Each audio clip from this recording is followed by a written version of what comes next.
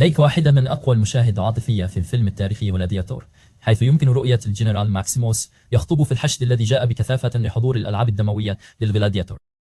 المشهد مؤثر، وأداء الممثل الموهوب راسل كرو لا يعيبه شيء. لكن بعض مستخدمي الإنترنت اكتشفوا مع ذلك تناقضا صارخا لم ينتبه له مخرج الفيلم أثناء المونتاج. انظر جيدا في السماء مباشرة فوق ماكسيموس. ألا ترى طائرة تمر بهدوء في السماء؟ لكن ما الذي تفعله طائرة في زمن لم يكن فيه أحد يعرف أن الأشياء الأثقل من الهواء يمكن أن تطير؟ لا تقلق، لأنه في الواقع إنها خطأ زائف. في الواقع لم يكن هناك أي طائرة في هذا المشهد، لأنه مجرد تركيب صور قام به بعض المحتالين.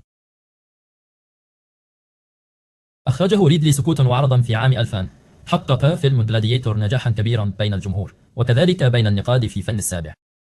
هذا الفيلم الضخم الذي يحمل طابع البيبلوم حصل على 5 جوائز أوسكار، بما في ذلك أفضل فيلم، وأفضل مؤثرات بصرية، وأفضل ممثل لراسل كرو الذي أبدع في دور الجنرال الروماني ديسيوس ماكسيموس العظيم. على الرغم من إشادة النقاد بجودة وإتقان إخراجه، إلا أن جلاديتور يحتوي على بعض الأخطاء التي تسللت أثناء مرحلة ما بعد المونتاج. في هذه اللقطة الغريبة يمكنك رؤية واحدة من أكثر مشاهد الفيلم إثارة، حيث يتحدث ماكسيموس إلى الحشد الذي جاء لمشاهدة مباراة المصارعين. سوف يظهر لنا المخرج لقطة واسعة للجمهور والحلبة، وإذا نظرت بعناية يمكنك رؤية رجل على اليسار يرتدي جينز وقميص أبيض يعمل على كاميرا موضوعة على حامل ثلاثي. لذا لا تخرق القاعدة، ورغم أن هذا الفيلم استفاد من فريق إنتاج محترف ومشارك، إلا أن الأفلام الطويلة من السلسلة مليئة بأخطاء صغيرة كان من الممكن تجنبها بسهولة. في هذه اللقطة المأخوذة من الجزء الأول من سلسلة القراصنة، تقوم الكاميرا بتقريب اللقطة من القبطان الفريد جاك سبارو، لكن عند النظر قليلا إلى الوراء يمكنك رؤية رجل يرتدي قبعة ليس له أي علاقة بمنتصف الكاريبي، مرتديا قبعة رعاة البقر. من المؤكد أن هذا الممثل قد نسي السياق التاريخي للفيلم، أو ربما ببساطة أخطأ في موقع التصوير، من يدري. مستعد لمواجهة أعدائه، لكن انظر جيدا إلى معصمه الأيسر. نعم، إنها ساعة يفتخر بها هذا الساحر، قطعة أثرية لا مكان لها في أرض الوسط، أليس كذلك؟ وقد تم تنفيذ ذلك بدقة كبيرة من قبل التقنيين والمساعدين، لأنه لجعل عالم هوجورس أكثر واقعية كان من الضروري حقا أن يكون هناك حسن تفاصيل، كما يقال إن الشيطان يكمن في التفاصيل، أليس كذلك؟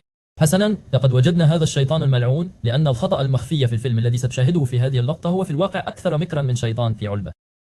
انظر جيدا إلى مشهد القتال بالعصا السحرية الذي حدث بين هاري بوتر ودراغو مالفوي في الجزء الثاني من سلسلة هاري بوتر وغرفة الأسرار. قد تكون الحركة المثيرة في هذه المبارزة الملونة قد شغلت عقلك ونظرك، ولكن إذا أوقفنا الصورة يمكنك أن ترى مصورا في أقصى اليسار من الشاشة. ربما كان ينبغي عليه ارتداء عباءة الاختفاء الخاصة بهاري، لأنه من الصحيح أنه عند رؤيته تتلاشى تقريبا كل سحر الفيلم كما تذوب الثلوج تحت الشمس.